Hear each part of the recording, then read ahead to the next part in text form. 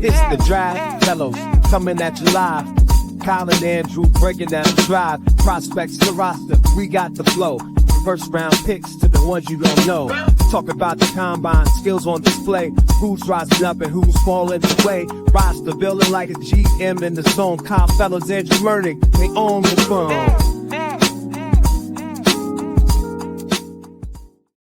Hey, welcome back to the Draft Fellows podcast. I'm Andrew Mertig. That is Kyle Fellows, and together we are the Draft Fellows. Make sure you're checking us out on YouTube, or you can find our audio version on your favorite podcasting platform. Kyle, how are you doing? I am doing fantastic.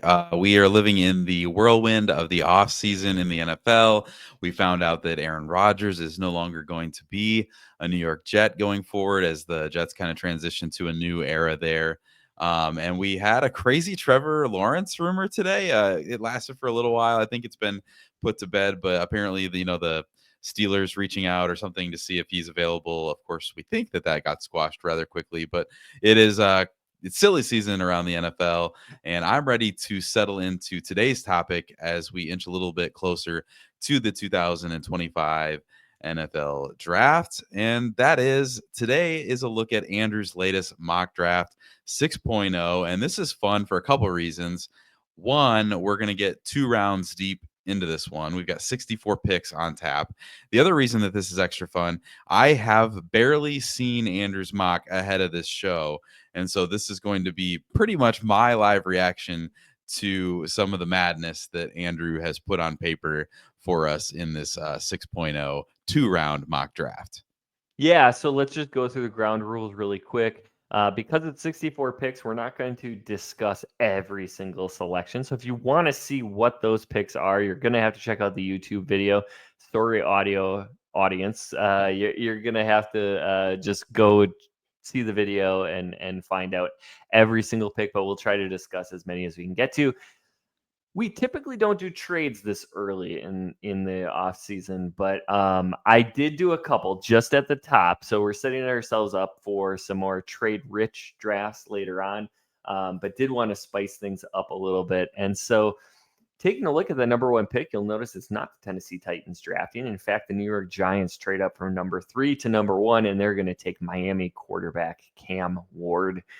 The Browns end up with Abdul Carter, the edge rusher out of Penn State, at number 2. And then we had another trade. The Titans trade down a second time. They go from 3 to 6. The Raiders bounce up to number 3, and they're going to take quarterback Shedeur Sanders out of Colorado. So any reaction to that, all the flurry of trades? Yeah, this is fun at the top. I actually really like what Tennessee's able to do here. We've kind of talked before that they might be willing to be the team that moves a little bit to get some value. Maybe they go after a quarterback next year, those kinds of things.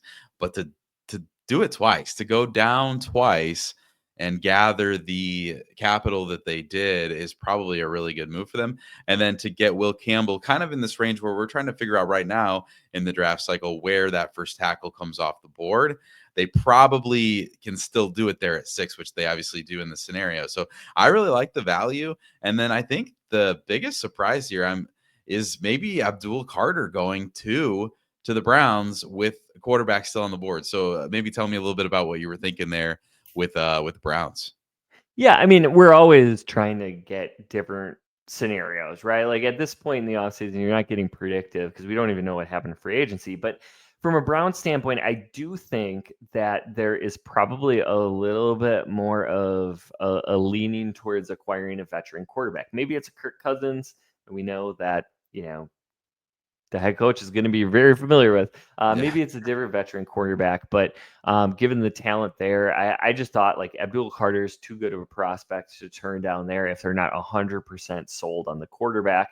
And I think for them, Cam Ward gets sniped right before they pick. And so Abdul Carter makes a lot of sense there. So I like a lot of what you did in this next run of picks here. At 8, you've got Shamar Stewart going to the Carolina Panthers. And it's not even the landing spot's fine with Carolina, but I think what's remarkable is this is starting to feel like his range. And obviously this is just a simulation. This is the Andrew Mertig, version of this. But it feels like Stewart is becoming probably that legitimate edge 2 prospect as it's perceived in the league. So I feel like this is realistic there with him going at 8. And then Tedoroto McMillan going at number 9. This is becoming one of my favorite fits in the draft, just because now we know that Kellen Moore is there with the Saints, give some more weaponry right in that offense, contrast really nicely to someone like Chris Olave. So I love that fit. It feels like the range for him kind of starts there in the back of the top 10. Good opportunity for him to go there. And then Ashton Jeanty, Genty. I did it again, didn't I? It's Genty. We do it every single show. It's just when you read it on the screen, it looks like Gene. Of course, Genty goes 10 here to the Bears. And I guess this one is the one, this is the luxury pick, right? And the question is like, can the Bears afford to bypass an offensive lineman or some other need to get the dynamic player like Genty in the door, which obviously he's a fantastic prospect. I think I have one of my biggest grades in the whole class on him. It's just that he's a running back, and what will the NFL do with that? Yeah, and so it's interesting, right? Like Ben Johnson is coming from Detroit, where they had fantastic running backs. So maybe Genty makes sense, but they also had probably the best offensive line in football. And so, Yeah. like the Bears don't have that currently. So building the offensive line seems to make the most sense. For this, when we were doing the dueling mock drafts, and I sort of fell into Genty with the Bears because of the way that the draft laid out. And I really started to like that idea. And I think the Bears, they have some free agent money. Maybe they can help address some needs there. Maybe they're counting on some internal development. But I think getting a true difference maker at running back probably helps to fix some of the issues that they were having offensively. Yeah, absolutely. So this next run of picks is interesting to me. You've got Josh Simmons coming off the board to the San Francisco 49ers at 11. Mike Green goes 12 to the Cowboys. Armand Membu, is that how you say that? Is it Membu? Yep. The Missouri tackle. It's interesting because there's also an offensive lineman whose name is Mbo. So you got Membu and Mbo, and it's they're too similar. But he goes 13 to the Dolphins there. And then Malachi Starks comes off the board, the safety from Georgia. And this is to the Colts here. And he's probably the one that sticks out to me in this part of the draft, just because the drop off at safety is significant behind him. And he's kind of that unquestioned top safety. So it's just a question of like, how early can he go? Because I feel like a team is going to take him early just because they know maybe the guy behind him isn't going to be there, or the value is not going to be right when the board comes back around. So it stuck out to me that he went there at 14. And then James Pierce at 15 to the Falcons, and Kenneth Grant goes 16 to the Arizona Cardinals. Yeah, I think, there's some picks that make a ton of sense. It's just fitting in the best player with a huge need. And, I think for the 49ers, Josh Simmons, if he wasn't coming off of injuries, probably talked about a little bit higher in this draft class. So they're going to get the opportunity to sort of ease him back in off that injury, maybe play right tackle this year, maybe be the heir apparent to Trent Williams. Mike Green, I have not mocked this high yet. So pick 12 is getting up there. He has a ton of buzz. I think the Cowboys have a big need of edge opposite of Micah Parsons. So I think that would be a pick that makes all the sense in the world. The Dolphins need interior offensive line help. Membu is fantastic and I think would slide into a starting role right there. Starks and the Colts, we linked early. Like the mock drafts we were doing in the fall, we were talking about Starks to Indy, and then we kind of fell off that. And I think the buzz around Starks is maybe sliding a little bit in positional value. We don't see safeties necessarily go that high, but I do think he's a special player. We just may have some fatigue because he's been at Georgia being really good for so long that we get bored with that. Yeah. And then, of course, the Falcons, I put a different edge rusher every single draft. Like, just figure out which edge rusher you love the most. You have to draft them. You cannot get pressure on the quarterback right now. And then the Cardinals get such a good value in Kenneth Grant. I think he can be a rock in the middle of that defense for many years to come and be a really sneaky good value because he was overshadowed by Mason Graham for his entire collegiate career. Yeah, I agree. I think that's a good call there. Grant's interesting because his floor is so high as a run defender, but he's kind of sneaky with his upside as a pass rusher. So I think NFL teams generally don't draft the the run defender super high. So he could Yeah. slip even, I think, farther than this, and a team could really have a nice player fall to them that probably deserves to go a little bit higher. But I'm excited to get into this next stretch because of a player that I just watched today, and that's Walter Nolan, who you have going to the Cincinnati Bengals at 17. Nolan is a really interesting player. I was familiar with him, but hadn't watched him closely. Really explosive, a true 3 technique type. He kind of plays kind of wild and out of control in some ways. Yep. There's actually some plays, like there's a rep against Arkansas that I watched today where he literally explodes into the offensive lineman, and as he does it, he leaves his feet like a frog and has no contact at one point with the ground or with the offensive lineman. And I just want to know, like, what was the play? Like, he's just so excited. Like, I'm just gonna bound out of this stance. And sometimes it just doesn't make forward. He kind of lunges a little bit and he plays kind of high. But this is a 5-star recruit who's incredibly explosive. My question is, like, can he be coached to greatness? Because he does have that kind of ceiling. It's just, can he put it all together? I guess my concern is he is a 5-star recruit, and the development is a little bit maybe lacking at this point in his career. But the ball of clay, man, it's like really exciting. So I know we got a sidebar there with him going to the Cincinnati Bengals, but I really liked what I saw from Nolan. Just some questions there to sort out as well. Yeah, and the Bengals have a massive need at defensive line. And so this is the epitome of traits versus production. Mm-hmm. And what are you looking for? Like, he has all the tools in the world, but you're right, he plays undisciplined. His production profile is not great. And so, like, how high do you take somebody like that? We've seen players that have turned into superstars with traits like Walter Nolan. And we've Yeah. also seen guys that are out of the league in 3 years. So, like, Mhm. how willing are you to take a risk that your Yeah. coaches can get the most out of him? And I feel like from a Bengals standpoint, they've actually done a really good job of developing defensive players. So we'll see. I just thought that was too good of a fit of traits and needs there. Yeah, I agree. It was funny. I watched him today and I saw him as high as 17 here, and I just got really excited because it is a gamble and it's so scary. Like, Yeah. you're right, you don't know what you're gonna get. But let's keep going here. We've got Seattle up at 18. They take Gray Zabel, the tackle from North Dakota State. 19, Michael Williams, the edge from Georgia. 20 is the Broncos with Jahad Campbell, the linebacker from Alabama. Benjamin Morrison, the cornerback from Notre Dame, goes to the Pittsburgh Steelers. Jack Sawyer, the edge from Ohio State, goes to the LA Chargers. And then I get to stall us out here at 23 because my guy, Jahdae Barron, goes 23 from Texas, the cornerback here. And I actually wanted to pause here and hear your thoughts. I mean, I just went through a bunch of players, and you can give me kind of some of your favorites, why you put them where you did. But I guess my big thing with Jahdae Barron is I want to know, like, I would love, as a Packers fan, I would love to see this guy in the green and gold, but I'm always curious about the fit. Like, is he going to be a nickel safety hybrid? Like, how would he's probably not going to be a perimeter player. Is there a path where he makes sense with a team like the Packers? And how do you, we haven't really talked, that how much I love him. I haven't really heard you gush to say like what your thoughts are on Barron. I really like Barron a lot. I don't like him as much as like Siobhan Revel, but the injury I think has to scare you a little bit.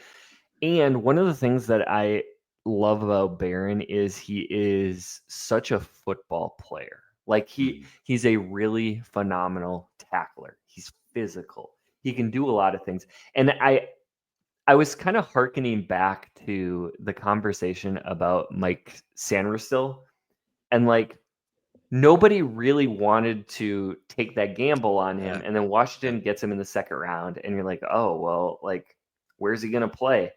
He ends up playing outside corner and doing a Yes. heck of a job as a Really good. rookie, Yeah. where, physically he's outmatched from a speed, acceleration, agility, but he's just such a heady football player. He's so physical. He makes tackles in open space. And I think that is something the Packers are sorely missing on their defense, is like a defensive back who can tackle. That's not Xavier McKinney. And like also just like a football player. And Yeah. I think getting more of that really helps out the secondary, which has a ton of uncertainty and went through a lot of problems this past season. Yeah, I mean, and people might laugh when you say like a football player because that's like such an unquantifiable statement, but it is one. And we don't know how to classify that, but like Brian Branch is the comp that a lot of people have put out for Jade Barron, and he kind of came out with some of those questions of like how fast is he? Like his testing may not have been like the top of the top, but it was absolutely an impact football player, and you can just kind of tell some of these guys who are good at the sport of football. And we have to figure out a better way to describe that. But definitely Barron has some of those traits. And maybe you don't know exactly where you're going to put him on the field all the time, but you're going to find a way to put this guy on the field all the time because of the way that he impacts it. So I like that fit there. I like the player a lot. I'm curious about the fit with the Green Bay Packers. You mentioned Siobhan Revel being a player that you really like, maybe a little bit more even. He goes to Minnesota right after this at 24. And Revel is a player that you mentioned the ACL. Like that's going to be the thing. That's going to be the question. But such a fun prospect. The length, physicality, aggressiveness. I'm so mad that we got robbed of a full season so that we could have this Yeah. full evaluation conversation, because I think the one thing you wanted to see was a little bit of development in avoiding some penalties, some of the grabbiness. And if he could show that, then I think you'd have a lot of confidence. We're not even probably talking about him at 24 if you were to maybe put that on tape in a full season. And then you put him here at 24 with Brian Flores, and we're upset as Packer fans. So, but why don't you walk us through the rest of the first round quickly here, and maybe some of your favorite fits? Yeah, and it looks like the Vikings aren't going to be able to bring back Stephon Gilmore. I mean, maybe they figure it out. I'm not sure. They're in a little bit of a dicey cap situation. I think Revel is a really good replacement there. Yeah. So for the rest of the first round, we have the Texans taking defensive lineman Darius Alexander out of Toledo. The Rams taking linebacker slash do-it-all defender Jalen Walker out of Georgia. The Ravens taking offensive tackle Cameron Williams out of Texas. The Lions go with guard Tyler Booker out of Alabama. Washington takes wide receiver Matthew Golden out of Texas. The Buffalo Bills go with linebacker Carson Schlesinger out of UCLA. The Chiefs take tackle Josh Connerly out of Oregon. And the Eagles go with offensive lineman Kelvin Banks Jr. out of Texas. So I think maybe it was last week's episode or just before that. I think we've spent a little bit of time on Jalen Walker, Tyler Booker, some of these guys who are going in the 20s here. The name I wanted to make sure we highlighted here is Carson Schlesinger, because I think this is a player that I remember you saying you really liked, and I just got to his tape recently and really liked what I saw. Like a fun player. Wasn't heavily recruited coming out of high school. He came to UCLA as a walk-on, played tight end and safety in high school, so really had to make that transition. But a playmaker at the linebacker position. He's light, like 230 pounds, but he's a good player. And I think that this is a player. He shows up in the run game. He plays well in zone and coverage. He blocks punts. Like the effort, the motor, the instincts, it's all there. And I just think for a player who barely played like legitimate snaps for his defense. He played some special teams prior to this year, but really didn't log a lot of snaps until 2024. The arrow is just pointing up with Schlesinger. And so I'm curious if he can crack the first round. Like what a cool thing for him and his path, unconventional path to the NFL, and his collegiate career there at UCLA. Yeah, I had Jihad Campbell going pick 20 to Denver and Schlesinger going 30 to Buffalo. And I have those two pretty close. I've gone back and forth. Campbell was somebody that I had as my linebacker one for quite a while throughout the fall, and sort of started to doubt myself. Like I didn't see his name popping up a lot. And then lately he's been getting a little bit of push, a little bit of buzz. He's just like a really fun athletic skill set combined with a very physical player and can play in pass coverage. And then Schlesinger, yeah, like he's a sideline to sideline guy. Like when I was thinking about who the Bills should take, I was thinking like this is a team that they have a need at linebacker, but like we've already had a linebacker go. Like, can I imagine two linebackers going in the first round? And then I started thinking about Matt Milano and like kind of what his career trajectory has been. And I see a lot of that in Schlesinger. He's a sideline to sideline guy. He plays with a ton of effort. He's always seemingly taking the right lane. I think he could be wildly productive. And for the Bills to be able to keep two linebackers on the field at all times, that's a pretty big bonus in today's NFL. So I really liked that fit. And that was the first time that I had matched those two together.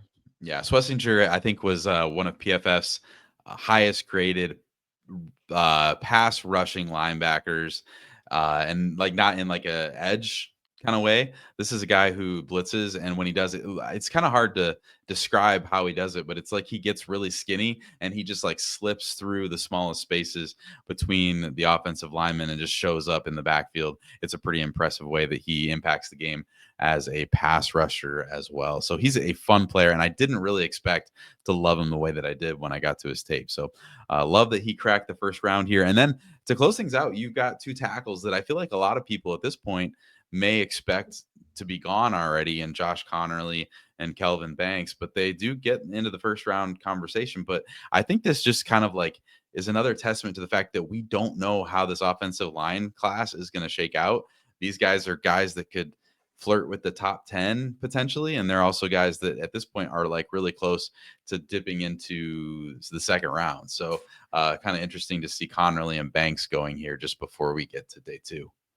Yeah, I mean, I think Connerly struggled a little bit at the Senior Bowl, and I think that's going to bring along some questions. Maybe we'll see that stock shoot back up after the combine. But for the Chiefs, obviously, offensive line looking like a pretty significant need, and finding somebody that they can play at left tackle is going to be really, really crucial for them. And for the Eagles, Banks Jr., I think, profiles better as a guard, and they're going to likely have a need at guard post free agency this year. So that's somebody that maybe could start as a rookie first round pick. All right, show me round 2. I'm excited to see what you did. Here we go. So sorry, it's going to be a little small for those folks who don't have larger monitors, but we'll go through some of the picks that you might find especially interesting. What is funny is the Titans, because of those 2 trade downs. I did give them both in both scenarios. They got a second rounder this year and a second rounder in 2026. So they have 3 picks in the top 5 of the second round. And they go with the trifecta of wide receiver Emeka Egbuka out of Ohio State, cornerback Trey Amos out of Ole Miss, and edge Nick Scorton out of Texas A&M. All 3 players who are getting mocked in the first round in a lot of mock drafts you'll see. I like that. That was the Emeka Egbuka pick here is really fun to me because of the compliments of Ridley that he can be there. And obviously they still have to sort out the quarterback thing, and that's a whole nother thing. But I like the fit with those two together. I think they would complement each other really, really well. Omarion Hampton going 33 with the first pick here in the second round. Love this because Nick Chubb is 30 years old and a free agent. And so I love the fit. I don't know if I've seen this before or just didn't make the connection, but I think that that is an incredibly natural plug and play. Just put Hampton in that backfield and just keep running it the way that you have before, because there are some similarities between the way that Chubb runs the ball and the way that Hampton will be able to contribute immediately as well. Tyler Warren down here at 40. We've got just a couple picks there, and then Tyler Warren pops up to the Saints at 40. Just in combination with what you did with T-Mac in the first round, I think you're kind of in a place where you're setting up that new offense under Kellen Moore to really get things going, right? Like a totally different look. Obviously, you still got, Kamara there, and it's probably going to be Derek Carr is what it seems like they're going to stick with. But you've put weapons like Tyler Warren and T-Mac in that offense. I think you're in a spot where Kellen Moore can find some success relatively early. Yeah, and I intentionally pushed the tight ends down a little bit because, again, we're playing with scenarios here. And so I wanted to see what it would be like if the tight end slipped a little bit further. Didn't find a natural landing spot at the end of the first round. And I think the Saints make all the sense in the world. We don't know what the future of Taysom Hill is. I think they have a pretty big need. And Kellen Moore has utilized the tight end really well in his history as an offensive coordinator. So I would expect nothing else as a head coach. Going back just a touch, pick 38, Arante Ursary, the tackle to the New England Patriots. So really trying to help shore up that offensive line since they went with Travis Hunter in the first round. And then we have the Bears with 2 picks, 39 and 41, going edge Donovan Azariku out of Boston College, and then at 41, Donovan Jackson, who I project as a guard in the NFL out of Ohio State. So maybe making up for that running back pick in the first round. Yeah, just making sure that you didn't take another Donovan in the first round was probably a good call. Donovan um, Genty. Yeah, or Gene T, if we can't say it right. We got Xavier Watts going 42 overall to the Jets, the safety from Notre Dame. TJ Sanders goes 43 to the San Francisco 49ers. Wyatt Millum, the tackle from West Virginia, goes 44. And then Colson Loveland comes off the board at 45. Andrew, what are you doing? Why is Colson Loveland slip all the way to the middle of the second round? Yeah, I mean, again, finding homes for tight ends once you get into the late first round is a little bit trickier. Mhm. And Colson Loveland's somebody I have been really high on this whole process. I just I think he has such unique movement skills for a tight end. Like he's not a traditional inline guy, but like Michigan would literally line him up as a wide receiver. Like that's Yeah, what they think of him. In yeah. space, he moves differently than most tight ends you're going to see. And so, yes, Colts fans, sorry, this is two non-premium positions, taking a safety and a tight end with your first two picks. I get it. That's frustrating. But these are two really good football players, and I think are going to make your team a lot better. And giving Anthony Richardson a little bit of an over-the-middle safety net might help to settle him down just a little bit. No, I think that's a good call, and it is. I think that is going to be one of the more fascinating things because, as you highlighted, there's not a ton of natural fits for that tight end spot at the end of the first round, and I think we think that these guys are talented enough that they should be going even higher than the late 20s. And but maybe the crazy things happen all the time. Maybe Colson Loveland does slip in this scenario down a little bit further. We've got Luther Burden the third goes at 46 to the Atlanta Falcons, which is kind of a fun fit there to give them something a little bit different at wide receiver. We've got the Arizona tackle, Jonah Andrew. Oh, you're looking to me. Uh, Okay. uh, Wait, let me find it. It's Sayavaiania. Saya Viania. Yeah. I'm glad you were here to help me with that because I was not going to land that one. But the Sorry, I Arizona was looking Cardinals. ahead. That's my bad. I should No, know I need to be here to be the I started. enunciator. No, you should know that, but I started to say it, and I knew it was not going to go well. So, But think of um, the trenches help there, right? Like you're getting a yeah, tackle to help Kyler Murray. In the first round, you take Kenneth Grant to clog up the middle of the defense, really building up the trenches. And I think that's going to help Arizona because they have a lot of really talented skill players. But let's start protecting Kyler and stopping the run, and we'll be in good shape. yeah. Tylee Williams goes off the board here at 48 to the Dolphins, and I really like Tyleek. I think he's going to be a nice plug and play for the defensive line in this draft is just unbelievable. When you think that you've gotten to the bottom of the barrel, there just seems to be more. He goes off the board here at 48. Marcus Mbow, the tackle from Purdue, goes to the Bengals. Another player who's could play tackle, probably slides inside in the NFL.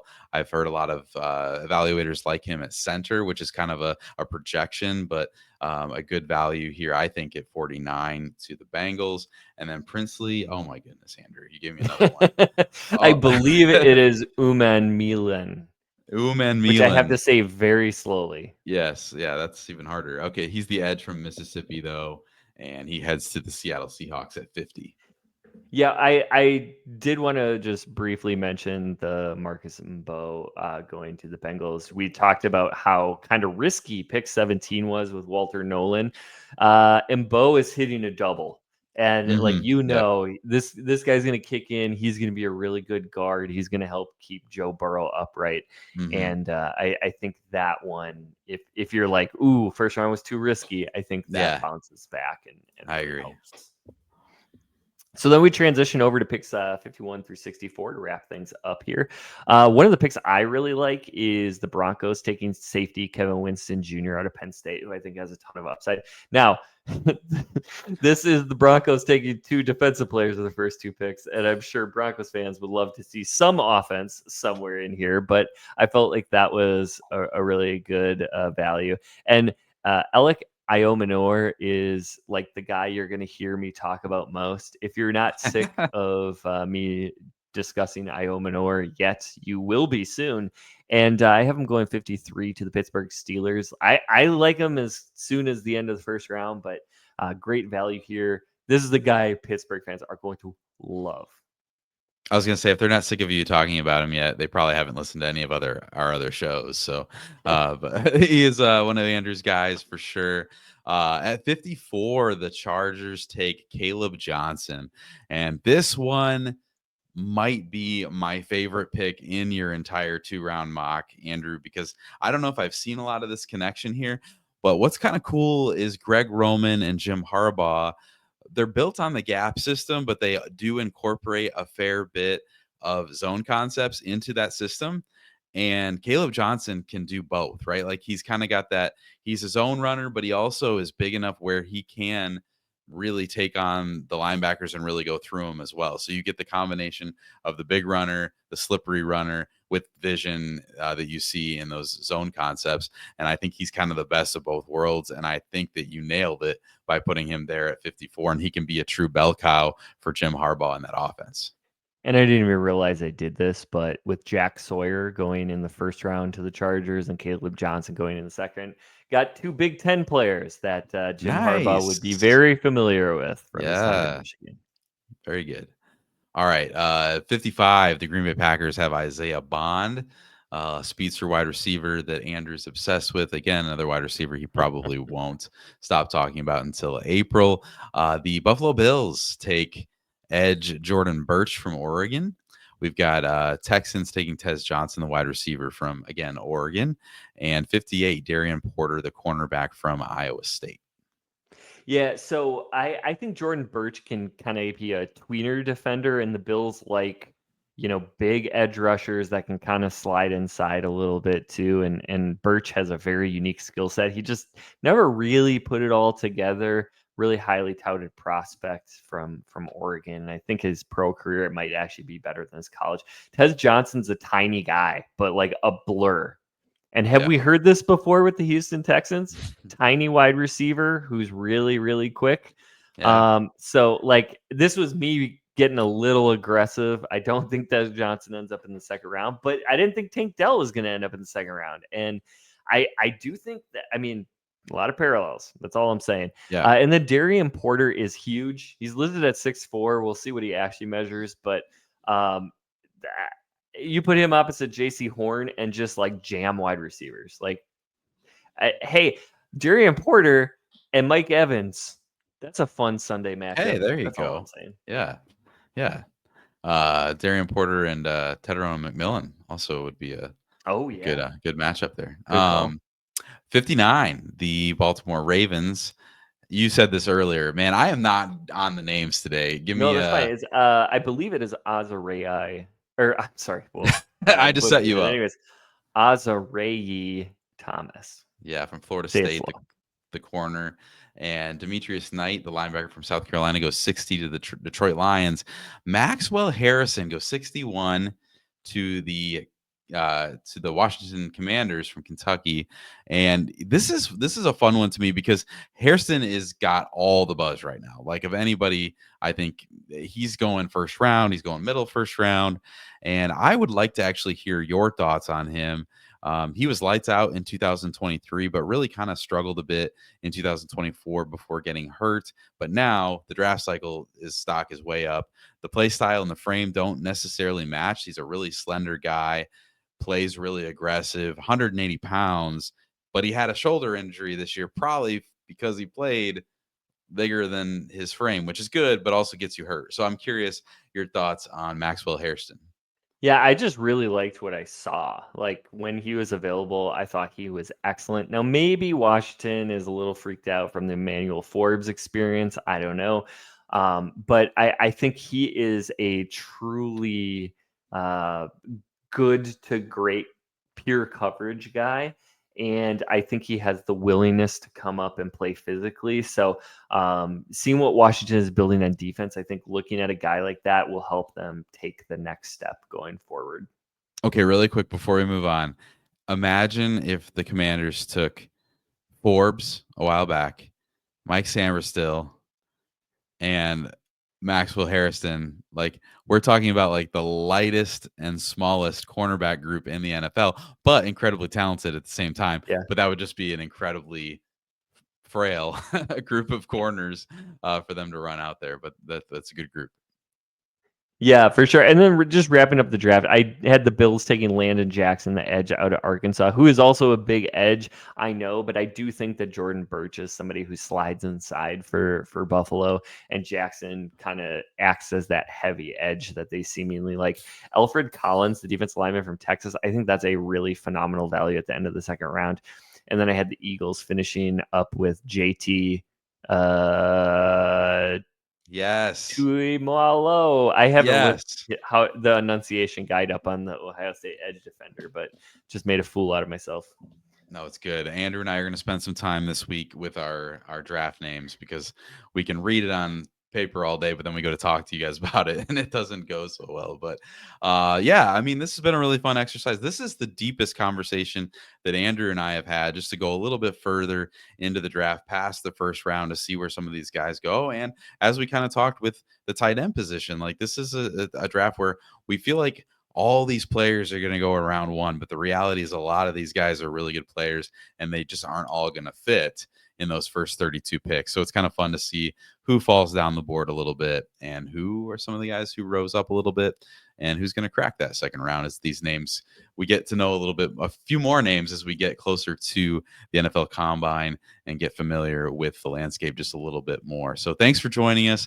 Make sure you do like and subscribe to the show. But from the draft room to the gridiron, the Draft Fellows have got you covered. Until next time, stay tuned and stay in the game. Kyle got the insight, Andrew brings the heat. Breaking down the roster every single week. Catch us on the podcast, we coming through your speakers. Top picks for practice squad, we got the seekers. Team dynamics, contracts, and the trades. From the draft day excitement to the accolades. Draft fellows on the track, we gone strong. Analyze the plays, we can't be wrong. From the 40-yard dash to the longest throw.